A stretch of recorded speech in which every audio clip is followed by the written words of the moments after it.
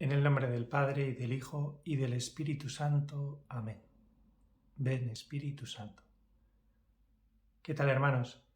La pasada semana no grabé vídeo porque estuve con la Hospitalidad de Zaragoza en Lourdes. Si no habéis tenido ocasión de ir, os lo recomiendo. Y desde luego para los que pudimos regresar, tras 3 años de espera y la cancelación de 2 ediciones debido a la pandemia, ha sido un momento de verdadera significación, ¿no? Y hemos llevado allí también las oraciones de todos aquellos que no podían, pero sí que querían, ¿no? Y esta es una labor que siempre llena al que la realiza. Cuando rezas por los demás, el primer beneficiado eres tú. Hoy os propongo un vídeo reposado. Ayer no lo pude grabar tampoco, ayer domingo debido a otras obligaciones. Hoy os propongo que hagamos como en alguna ocasión. No soy ningún biblista, no soy ningún experto en Biblia, sí que os digo que cada vez me gusta más y se lo debo también al hecho de ser sacerdote y a que llevamos ya 2 años grabando estos vídeos que parecen mentira.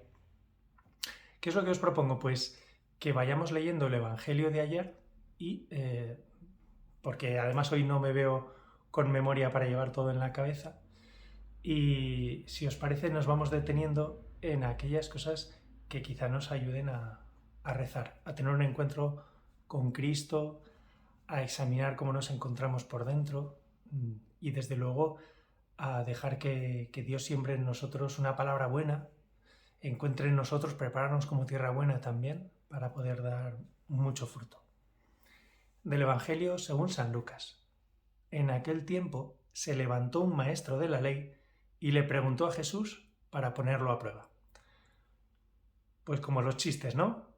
Un francés, un italiano, un alemán, un inglés y un español, pues ya te sonríes. Cuando un maestro, y maestro viene de magis, el que sabe más de la ley, se le acerca a Jesús, que es la ley en persona, pues ya sabemos cómo va a salir, ¿no? Cazador cazado, el gato va a salir escaldado.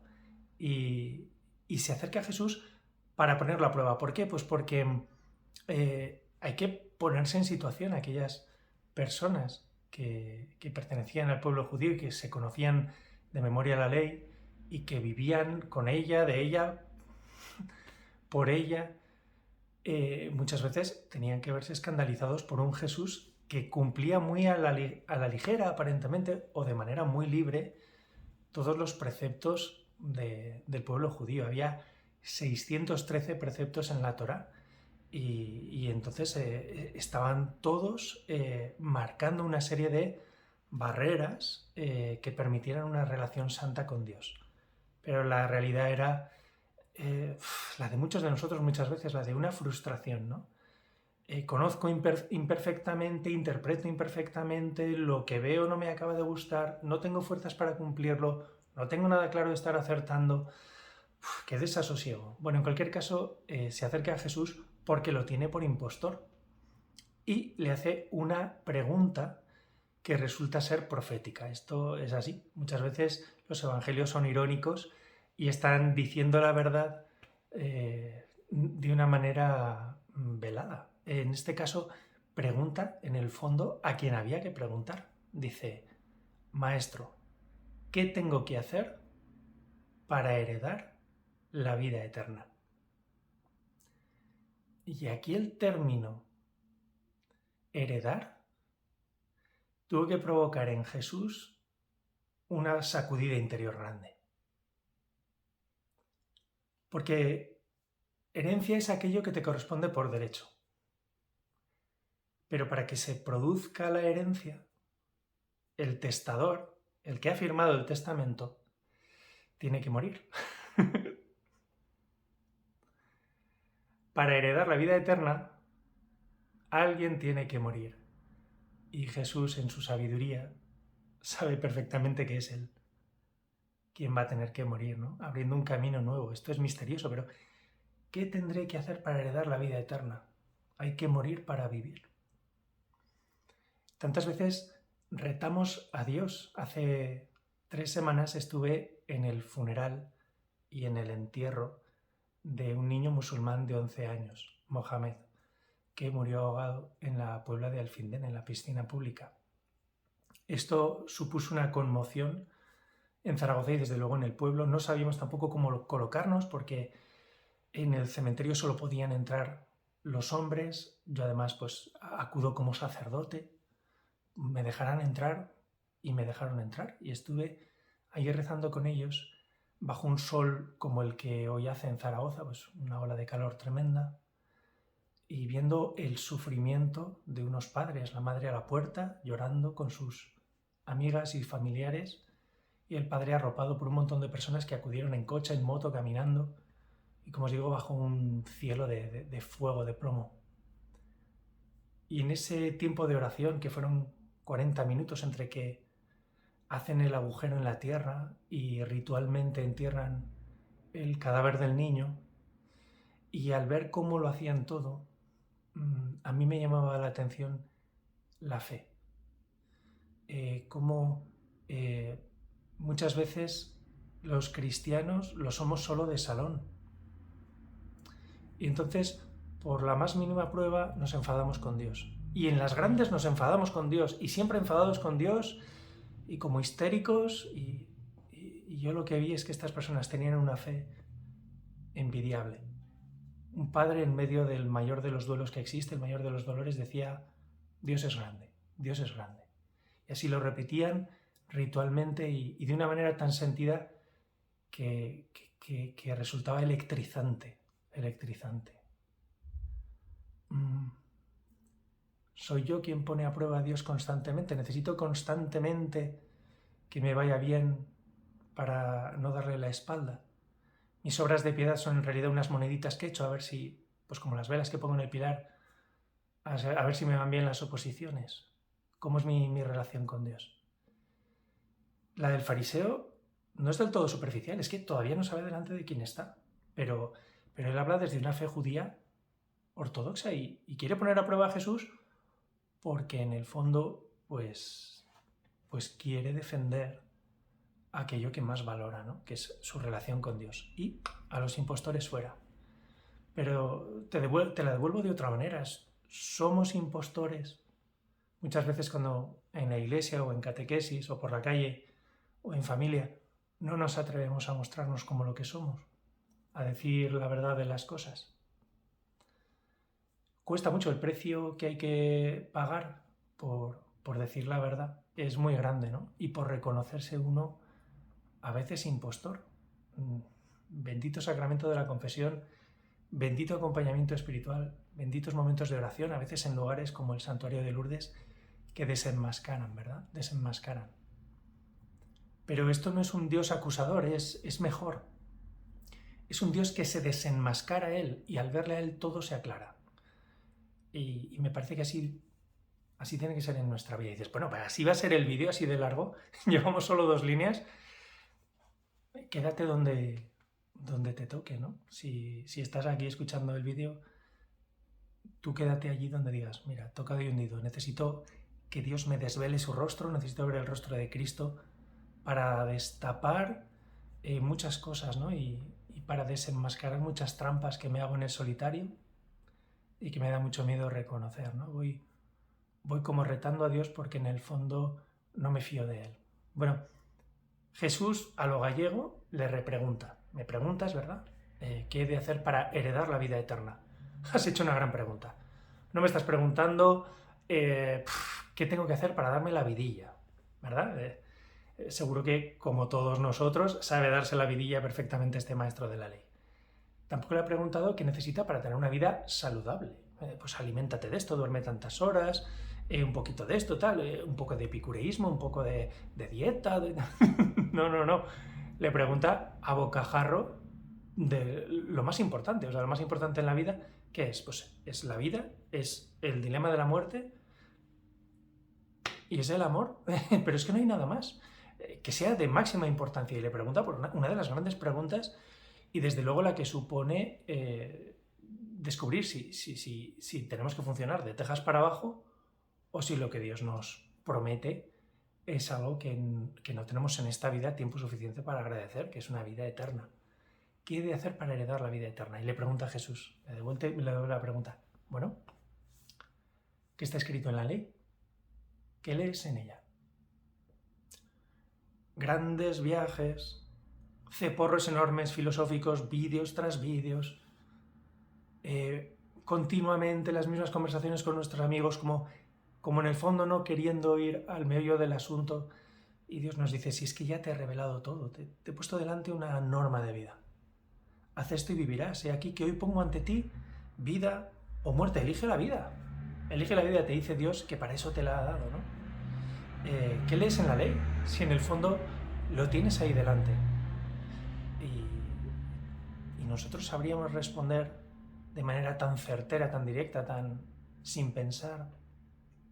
Habrá por ahí algún teólogo que dirá, bueno, es que como los evangelios son una composición posterior, seguro que se lo estuvo pensando un rato. ¿Cuántos intentos me das, Jesús? Dame 10 intentos. No. En el texto está clarísimo. Este maestro de la ley realmente lo era. Y sabe más que muchos de nosotros, porque nos adelanta por la izquierda y la derecha y le responde a Jesús. Amarás al Señor tu Dios con todo tu corazón y con toda tu alma y con toda tu fuerza y con toda tu mente, y a tu prójimo como a ti mismo. Él le dijo, has respondido correctamente, haz esto y tendrás la vida. No le dice una vida cualquiera. La vida, le acaba de describir en qué consiste la vida. Y aquí nos vamos a poner verdaderamente teológicos, pero verdaderamente es donde Dios se desenmascara. Es que continuamente estamos tocando en los evangelios el corazón de Cristo. La ley que Dios entrega a los hombres, esa norma de vida no es porque sea un mandón o un perfeccionista y quiera que todo esté bien, o porque sabe que vamos a fallar y entonces así va a tener excusas para destruirnos y hacernos la vida imposible, meternos el dedo en el ojo. Nos da una norma que en sí es una bendición muy grande porque lo que nos propone e incluso nos manda, y habría que preguntarse, pero ¿qué derecho tiene de mandarme? Bueno, que el que te ha dado todo es el dueño de todo. Cuando alguien te da algo gratis, igual tiene una intención detrás, que no quiere decir que te quiera extorsionar, pero las personas que experimentan un verdadero amor, me tiembla la mano izquierda, demasiado café.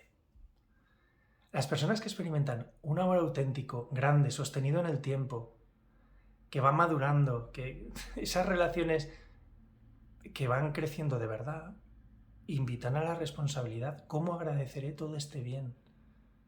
Que muchas veces se vive como inmerecido y se sabe como inmerecido y aún así me quieren, ¿no?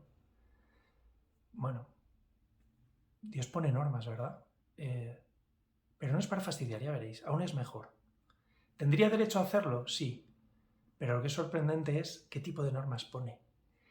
Y el precepto esencial es la misma vida que vive Jesús. Bueno, quédate aquí si esto te toca el corazón, te lo desarrollo un poco más. ¿Qué hace Jesús constantemente? ¿Qué vemos en él? ¿Por qué resulta tan atrayente? Enséñanos, Señor, a orar. ¿Por qué? Porque todas las noches le veían irse a rezar. Estaba todo el día hablando del Padre. Tanto tiempo llevas conmigo, Tomás, que me ha visto a mí, ha visto al Padre. Todo él es pura referencia al Padre. ¿No sabíais que tenía que estar en las cosas de mi Padre? Y no entendieron en ese momento María y José. María entendería después. Y José, pues quizá cuando Cristo mismo le fuera a rescatar ad ínferos, ¿verdad? A los infiernos. La norma que llevamos en el corazón inscrita es la que ya es operativa en el cielo, en el corazón de Cristo, que es el cielo, es la casa del Padre. Es nuestro lugar de ingreso realmente a la vida eterna.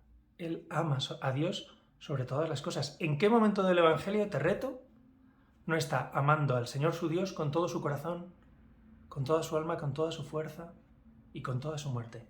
Y al prójimo como a sí mismo. Padre, perdónalos porque no saben lo que hacen. Te lo dice en el momento de la prueba máxima, en el momento del desierto.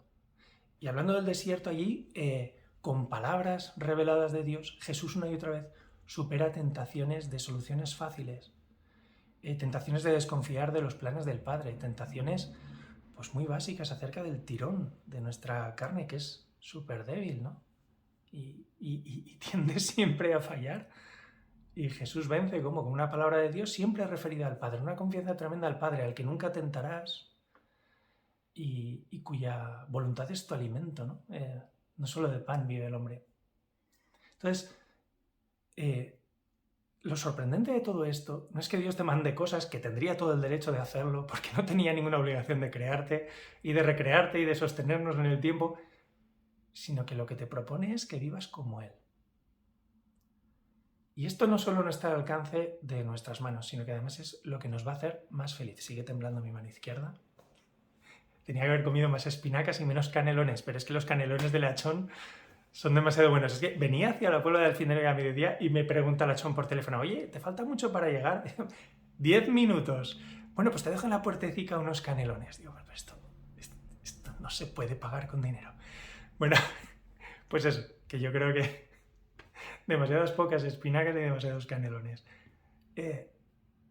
Jesús ama a Dios sobre todas las cosas y te dice, lo vas a poder hacer. Por eso te lo mando. Pero es que además te va a gustar.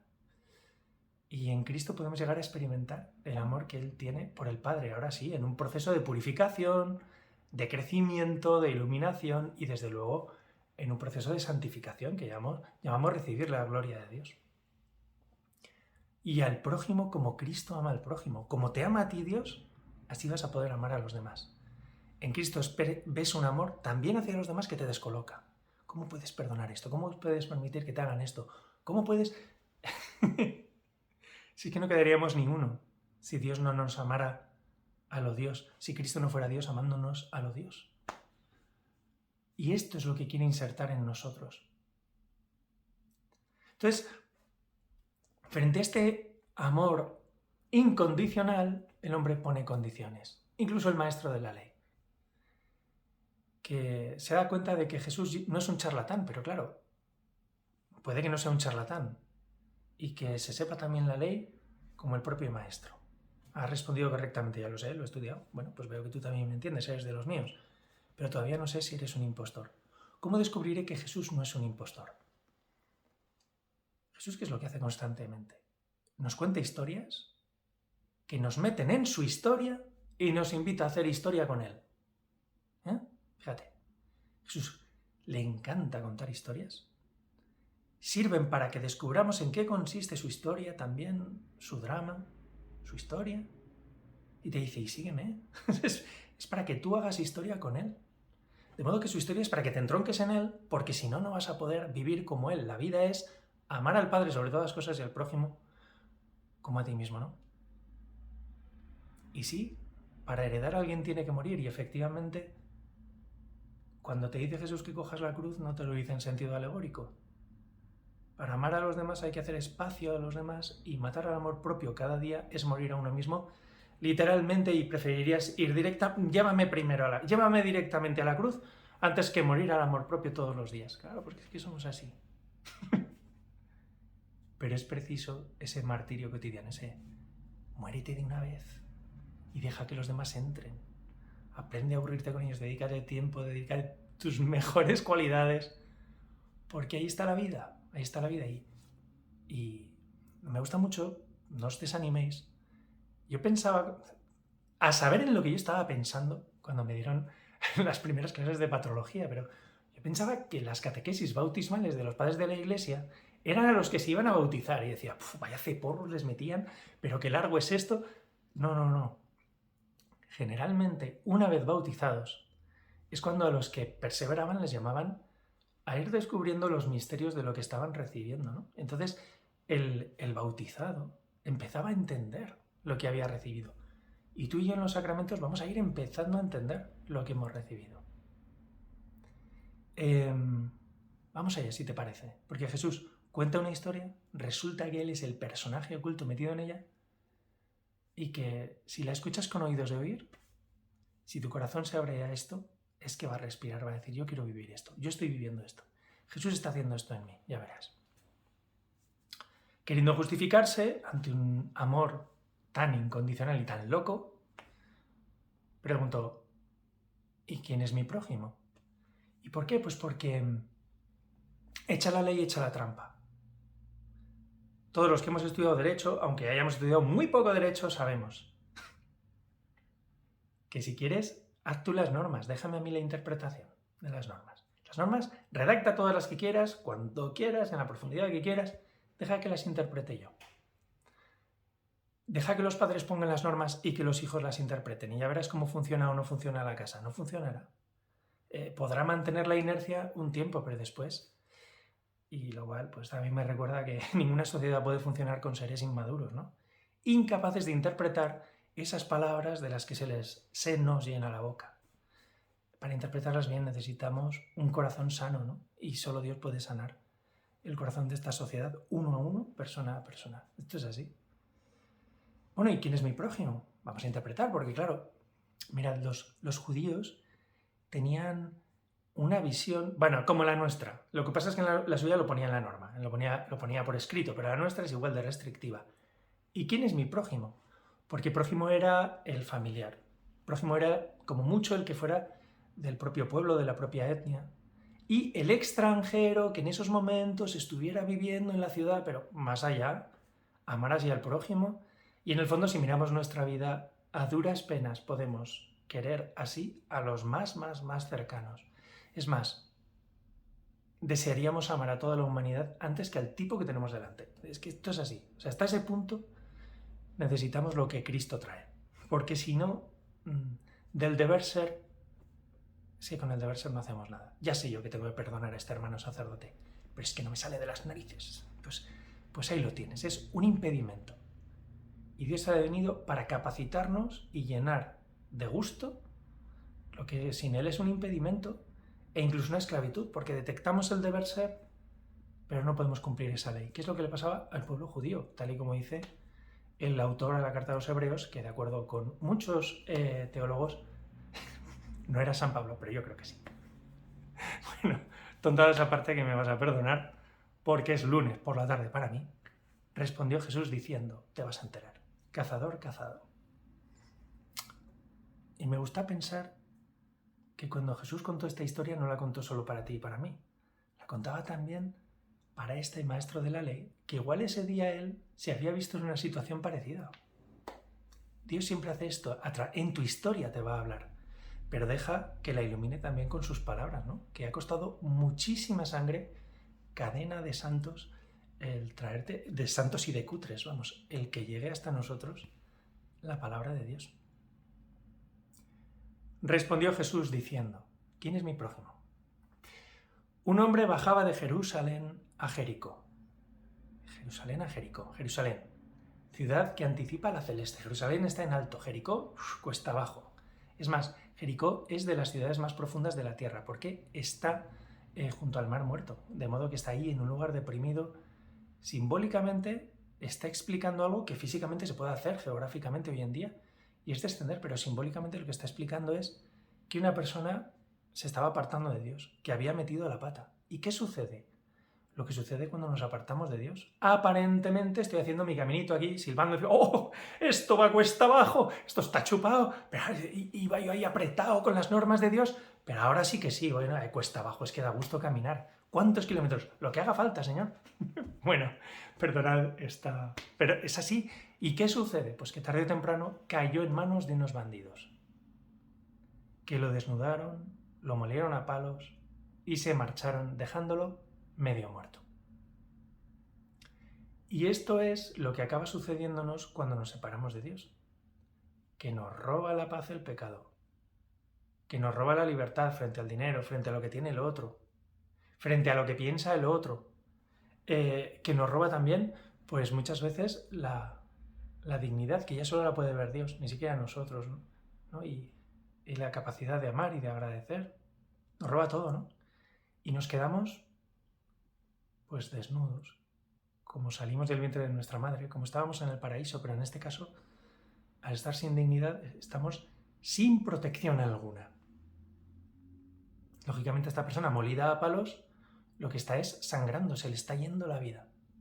Y allí atascado, en la historia de la vida ya no puede avanzar, se ha quedado atascado. Encima ya no está en el camino, sino ahí tirado en una cuneta. Bueno, pues ya no puede avanzar. Todo ha salido mal y se está muriendo. Y por casualidad, nada, me río porque nada en las historias que cuenta Jesús es por casualidad, pero bueno, venga, vamos a dejarle que lo diga. Dice, por casualidad, un sacerdote bajaba por aquel camino, es decir, también estaba metiendo la pata probablemente, aunque bueno, en Jericó podían vivir los sacerdotes del templo, ¿por qué no? Pero por casualidad, por allí bajaba un sacerdote. Y al verlo, dio un rodeo y pasó de largo. Hay muchos motivos. Evidentemente, pues lo que nos sucede a todos muchas veces. Nuestras palabras, nuestro dinero o nuestros gestos o nuestro coger el móvil para aparentar que estamos hablando, todo esto es para evitar hablar con una persona que nos viene mal, no estaba en nuestros planes. Y yo soy bueno de salón. Yo soy bueno de salón pues cuando voy a Lourdes, ¿verdad? Y me visto de voluntario y en ese momento yo lo doy todo, tal, pero luego al volver aquí no quiero ni saber nada del ancianito que he llevado en el carrito. Igual sí, y entonces felicidades, ¿eh? Pero te digo lo que es la condición humana, ¿no? Entonces le viene mal. Pero hay más, ¿no? Porque, mirad, esta persona estaba sangrando. Y para los judíos, tocar sangre era tocar la muerte. Y uno quedaba impuro. Quien tocaba el impuro quedaba impuro. Y las normas de la ley, como bien sabe el maestro de la ley, que se ha metido en esto de quién es mi prójimo, no sabes dónde te has metido, pero bueno, no son así nuestras meteduras de pata. Yo te digo, o sea, stop, pausa, Kit Kat. Pregúntale cosas a Jesús. Pregúntale cosas a Jesús porque te puede hacer Dios en cualquier momento un maestro de la ley. ¿Verdad? No llegarás a ser más que el maestro, pero te harás su discípulo. Pregúntale aunque te vaya a cazar, porque se las sabe todas. Déjate cazar, ¿por qué no? Él está continuamente jugando al escondite y se deja pillar, pues déjate pillar por él. Hazle preguntas. Hazle preguntas este verano. Bueno, total. ¿Por qué da el rodeo también? Pues porque se estaba yendo del templo. Ya habría ofrecido el sacrificio y ¿qué sucede? Pues que si le toca y le auxilia, tendrá que volverse a hacer unos rituales de purificación de la leche, larguísimos, y qué pesadez. Bueno, cuando vas por la carretera y ves a alguien que ha pinchado, pues hay 1000 justificaciones y muchas veces una sola respuesta adecuada, pero no la damos. Bueno, pues esto es lo que sucede en su caso, es que va a quedar impuro y entonces va a tener que volver al templo a realizar unos rituales de purificación.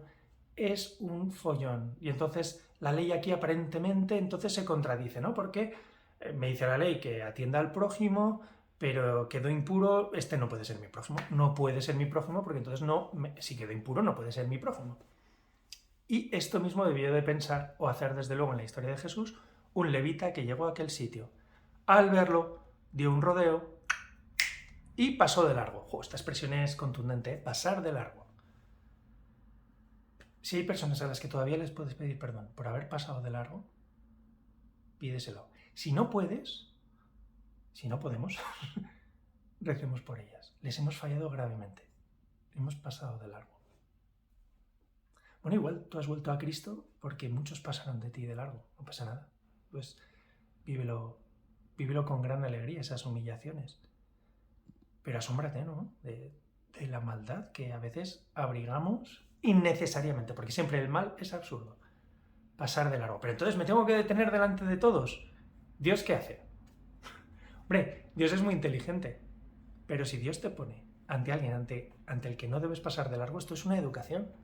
Dios te ha hecho para que heredes la vida. Todo lo demás queda condicionado a que a esa vida eterna que puedes heredar. Bueno, pues amar a Dios sobre todas las cosas y al prójimo como a ti mismo. Es un plan de vida, es el plan de vida, es el mega planazo. Necesitamos un amor tremendo que nos va a dar, por supuesto. Pero no vayas demasiado rápido en justificarte y pases de largo, ¿no? No. En cualquier caso, pues siempre podemos rezar a tope por aquellas personas a las que sin duda hemos fallado y vaya si les hemos fallado, y yo mucho. Sigue. Hace lo mismo, ¿no? Pero un samaritano, es decir, un don nadie, el samaritano no cuenta. El samaritano era incluso el enemigo, era alguien a quien no se le aplicaban las leyes prescritas por Dios. El samaritano era un maldito. Bueno, pues un samaritano llegó, que iba de viaje, es decir, iba de tránsito, iba de paso, iba de Pascua. Ya veis, el personaje secreto, Jesús se mete en la historia para contarte su historia y tu historia si quieres, si quieres. La que no puedes evitar ya, porque hemos metido la pata, u otros con nosotros, y la que te espera por delante. Y entonces, oye, este formato, aunque es más largo, me está gustando, ¿eh? Porque si no, se quedan muchísimas cosas y algunos necesitamos o decirlas y escucharlas. Bueno, y sigue. Dice, un samaritano iba de viaje, llegó a donde estaba él y al verlo, mira, los tres han mirado a Jesús, han mirado a esa persona apaleada, desnuda, destruida, los tres lo han visto, pero ¿ves?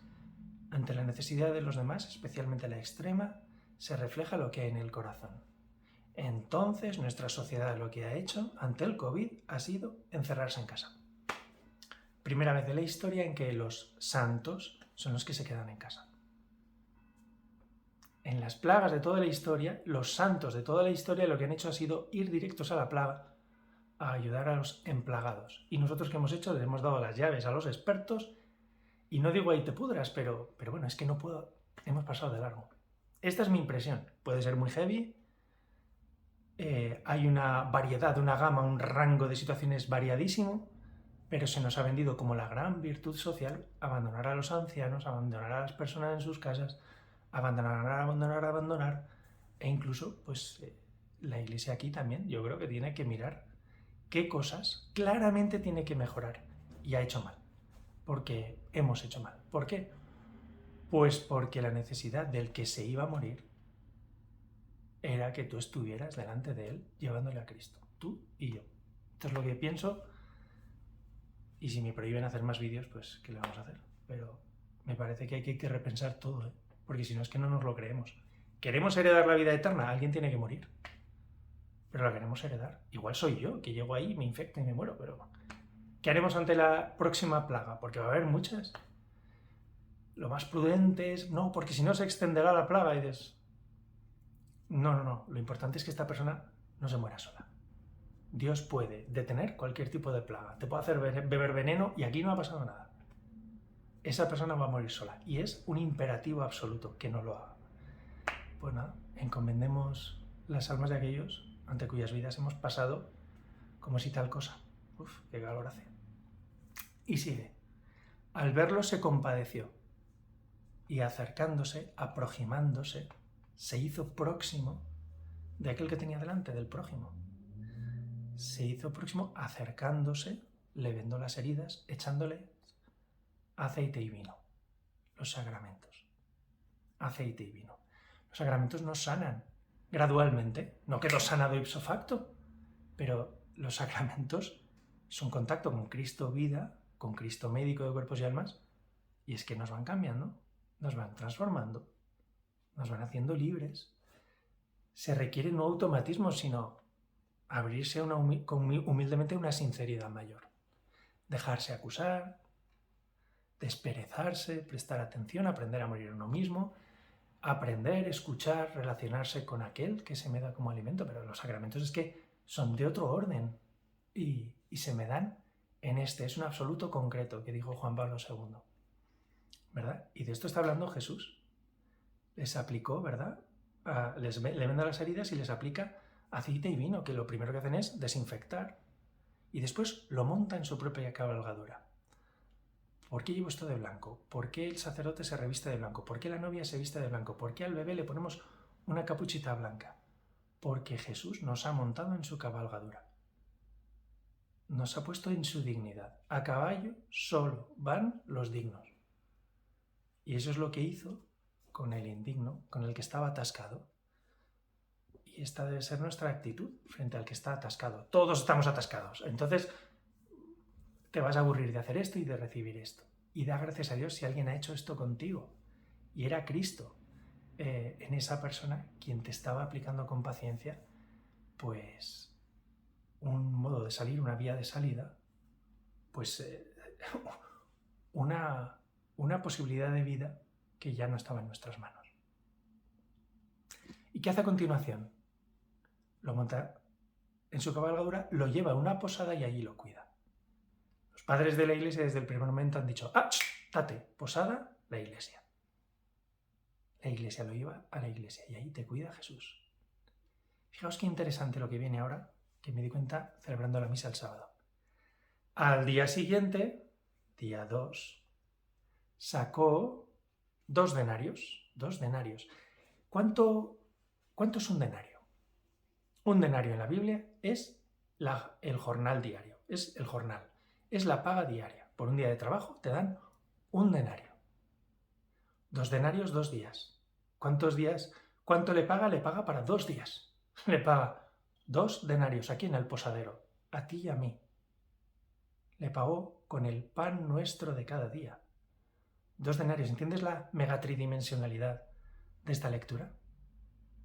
Está hablando constantemente de los sacramentos. ¿Dónde podré heredar la vida? En los sacramentos. Que te transforman en el cuerpo místico de Cristo, ¿no? En un misterio cada vez mayor, también para ti. Y desde luego para aquellos a los que debes aproximarte y si no nadie lo hará. Y entonces nos da 2 denarios, 2 días, paga por 2 días. ¿Y qué es lo que dice al posadero? A los que estamos en la posada, en la iglesia, promete. Porque el que promete, aquí se compromete. Y dice, cuida de él. ¿De quién? Te entrego a tu prójimo. Cuida de él. Cuida de él. Con lo que te he pagado. Y lo que gastes de más, yo te lo pagaré cuando vuelva. Te he pagado 2 días. ¿Cuándo volveré? Y al tercer día resucitó. Resurrección. Vida eterna. Las cuentas no te van a salir en esta vida. Si tienes fe y eres muy bueno y muy santo, probablemente a la vez puedas estar arruinado en todos los sentidos. Con poca salud, con poco dinero, con pocos amigos, con poco todo. Y esto no es simplemente una remisión a la vida eterna. Ya Cristo te está pagando aquí estos 2 días. Estos 2 días en una mala posada, que creo que decía Santa Teresa de Jesús, ¿verdad? Es una mala noche en una mala posada. Pues estos 2 días te los ha pagado ya Cristo. ¿Con qué? Con el denario, con la forma, con el pan nuestro de cada día, con este pan sobrenatural que nos das cada día, Señor. Y cuando vuelva, te lo pagaré.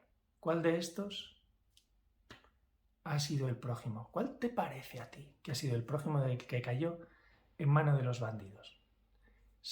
Que el otro sea pecador o que tú estés lleno de pecados no es excusa para no abrirte a la ley que opera en el cielo y que ya quiere operar en tu corazón.